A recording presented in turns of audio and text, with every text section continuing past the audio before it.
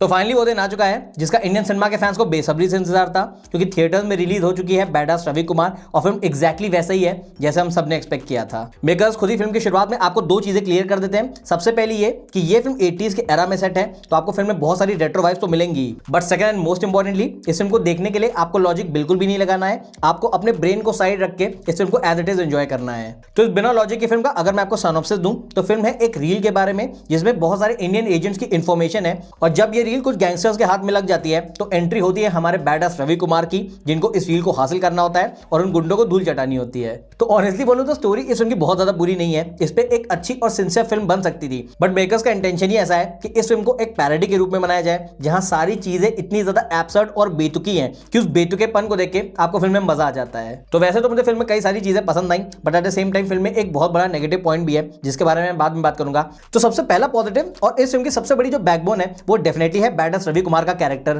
क्योंकि जिस तरीके से हिमेश रेशमिया ने इस कैरेक्टर को पुल ऑफ किया है, हम सभी जानते हैं कि वो बहुत अच्छा एक्टर तो नहीं है, लेकिन इस कैरेक्टर में एक ऐसे एक्टर की डिमांड थी जिसके चेहरे पे कोई भी एक्सप्रेशन ना हो, यानी वो डल एक्सप्रेशन और ओवर कॉन्फिडेंस के साथ सारे डायलॉग्स डिलीवर करे। और इसी वजह से जब आप इस फिल्म को देखेंगे तो ऑब्वियसली उन्होंने फिल्म में एक्टिंग तो नहीं की है, लेकिन जो इस फिल्म में नौटंकी की है वो अनलिमिटेड है, और भले ही वो आपको कितनी भी क्रिंज लगे लेकिन मजा आपको जरूर आता है। वो जो गिल्टी प्लेजर वाली फीलिंग है ना, वो आपको कॉन्स्टेंटली मिलती रहेगी, और उसका सबसे बड़ा रीजन है कि फिल्म में जितने भी डायलॉग्स हैं वो डायलॉग से ज्यादा शायरी लगती हैं। इनफैक्ट उन सारे डायलॉग्स की राइटिंग ऐसी है कि आपको लगता है फिल्म में डायलॉग्स नहीं बल्कि डायलॉग में फिल्म लिखी गई है। मिसाल के तौर पे मैं आपको 3-4 डायलॉग बताता हूं जिससे आपको फिल्म का लेवल पता चल जाएगा। सबसे पहला कि किसी ख्वाब की इतनी औकात नहीं कि रवि कुमार उसको देखे और वो पूरा ना हो। सेकंड, शेर के पैर में कांटा चुभ जाने से जंगल कुत्तों का नहीं हो जाता। थर्ड, निशाना कितना भी पक्का हो लेकिन गुलेल से बाज नहीं मारा करते। And the icing on the top, जिन तूफानों में तुम्हारे झोपड़े उड़ जाया करते हैं उन तूफानों में हम कपड़े सुखाया करते हैं। अब जब इस लेवल की राइटिंग होगी तो आपको समझ में आ जाता है कि फिल्म का लेवल क्या है, और इस वजह से इस फिल्म को एंजॉय करने के लिए आपको भी उसी लेवल तक नीचे गिरना पड़ता है। और ये तो मैंने सिर्फ डायलॉग्स की बात की, गानों के साथ भी एक्जैक्टली सेम चीज होती है। फिल्म में अप्रोक्सीमेटली 11 से 12 गाने हैं और मोस्ट ऑफ देम तो ऐसे ही हैं, बट फिर भी मैं एक बात जेन्युइनली एडमिट करूंगा कि 1 से 2 गाने जेन्युइनली अच्छे हैं।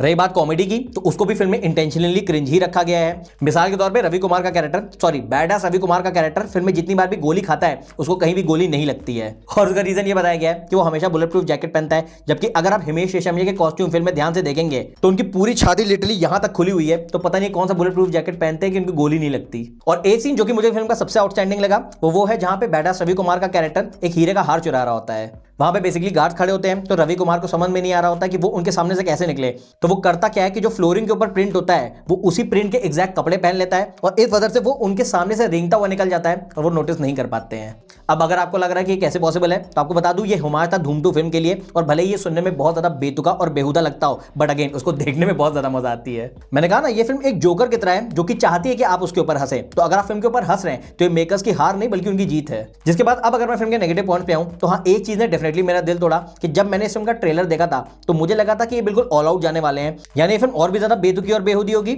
और इस वजह से ये फिल्म एक out and out fun ride होगी जिसमें हम 2.5 घंटे तक कंटिन्यूअसली हंसते रहेंगे। बट अनफॉर्चुनेटली फिल्म देखते टाइम ऐसा होता नहीं है, क्योंकि फिल्म बहुत ज्यादा अनबैलेंस्ड है। यानी फिल्म के कुछ सीक्वेंसेस है जो मजेदार है, कुछ है जो फनी है, बट वहीं ऑन द कॉन्ट्री कुछ ऐसे सीक्वेंसेस हैं जो बिल्कुल भी मजेदार नहीं है, कुछ बिल्कुल भी फनी नहीं है। और इस वजह से जो फिल्म का जॉनरा है एक स्पूफ कॉमेडी का, उसको ये फिल्म कभी कभी तो सीरियसली लेती है, but on the other hand कभी कभी ये बिल्कुल नॉर्मल फिल्म बन जाती है। अप्रोच भी बिल्कुल ग्राउंडेड हो जाती है, ह्यूमर भी इतना फर्जी हो जाता है कि फिल्म में 10-15 मिनट के ऐसे भी सीक्वेंसेस हैं जिसमें आपको हंसी नहीं आएगी। तो इस वजह से जब आप फिल्म देख के बाहर निकलते हो तो आपको एक कंप्लीट सेटिस्फैक्शन वाली फीलिंग नहीं आती है। और सिंपल वर्ड में बोलूं तो फिल्म देखने से पहले जो हमारा बिलीव था कि इसके वाहियात पने को देखे एक चरम सुख की प्राप्ति होगी, वो चरम सुख की प्राप्ति थोड़ी कम होती है। So overall badass Ravi Kumar को लेकर मेरा फाइनल वर्डिक्ट यही है कि ये एक ब्रेन रॉट सिनेमा है जो कि मेरे लिए एक ठीक ठाक एक्सपीरियंस था। हाँ, फिल्म उतना तो डिलीवर नहीं कर पाती है जितनी हमारे ट्रेलर ने एक्सपेक्टेशन सेट की थी, लेकिन उसके बावजूद भी अगर आप ब्रेन को साइड रख के इसकी एब्सर्डिटी को एंजॉय करना चाहते हैं तो फिर आप इस फिल्म को एक चांस दे सकते हैं। और हाँ, बताने की जरूरत तो नहीं है कि अगर आप जेन्युइनली में कोई अच्छी फिल्म देखना चाहते हैं और आपको मीनिंगफुल सिनेमा ही पसंद है तो फिर आपको इस फिल्म से 10 किलोमीटर दूर रहना होगा।